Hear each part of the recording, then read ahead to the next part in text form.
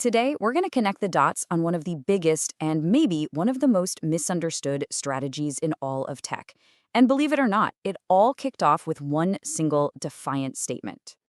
Right here. This is where it all started.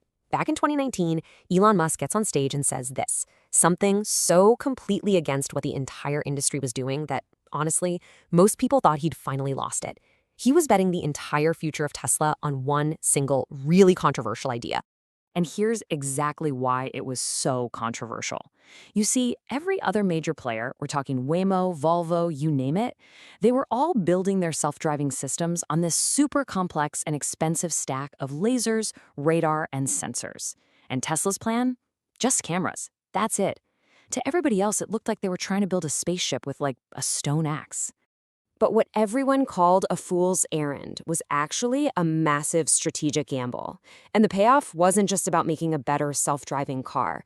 No, it was about building a data advantage so huge, it might actually be impossible for anyone else to ever catch up. So fast forward to today, in that gamble, it has paid off with an absolutely staggering amount of data. We're talking over 8.4 times billion miles of pure real-world video footage. While competitors are literally shutting down their lidar projects, Tesla has been quietly building the largest visual data library on the entire planet. So, here's the crucial point. This is the part everybody missed. We've all been focused on the self-driving car, but that was just the cover story. The real goal, the one hiding in plain sight this whole time, was always so much bigger. Tesla wasn't just building a car. They were building a world model, an AI that actually understands the physics and the logic of our reality. And the whole strategy really just boils down to one incredibly simple, almost obvious insight. The world we live in, it isn't built for lasers or radar. It's built for eyes. I mean, think about it for just a second. How do you drive your car? How do you walk down the street? Or even just pick up a coffee cup? You don't shoot lasers out of your head to measure how far away it is. You just see it. And this really gets right to the heart of the whole debate. On one side, you've got the human approach, 2 eyes and a brain that just intuitively understands physics and context. And on the other side, you've got this complex spinning laser rig trying to brute force that same understanding.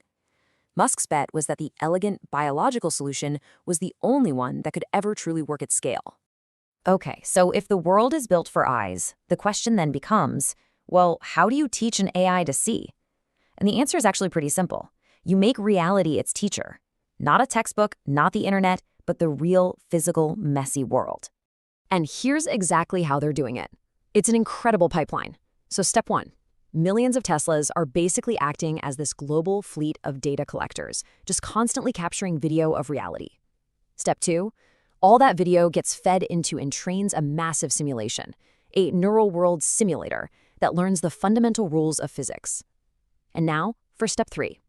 That very same simulator, the one that learned from the road, is now teaching the Optimus robot how to interact with the world.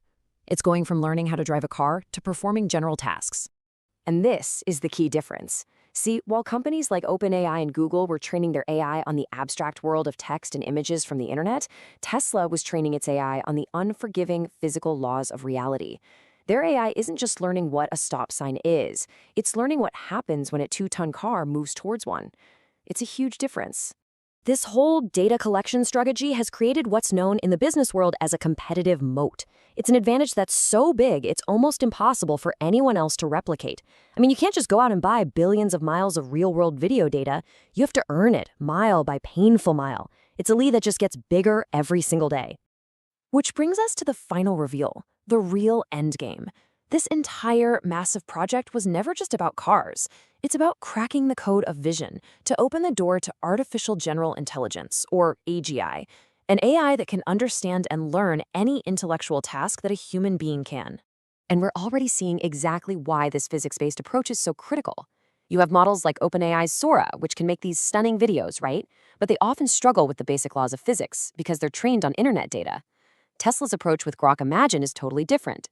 It's being built from the ground up on real-world data to create physics-accurate simulations, not for making cool videos, but as the core training ground for a real-world AGI. And this right here is the punchline to the entire strategy. A language model can be tricked. You can tell it a ball falls upwards, and hey, it might just agree with you. But video cannot cheat. In the real world, a ball only ever falls one way. So a model that truly understands vision has to, by its very definition, understand reality. So this core principle, vision first, then action, is the blueprint for their entire future. A cybercab navigates a city by seeing the road. An Optimus robot learns a task by watching a human do it. The strategy is the same every single time. First, teach it to see the world, then teach it how to act in it. So when you really step back and look at the whole picture, it becomes crystal clear. For years, the market has seen Tesla as a car company trying to solve self-driving. But the data reveals a totally different story. This is an AGI company that just happens to be using cars to build its foundation. It's a radical shift in perspective, right? Moving from the what to the why. The real product was never just the car. It was the intelligence being built inside of it. So the real question is, now that the dots are connected, now that you can see the blueprint, do you see it too?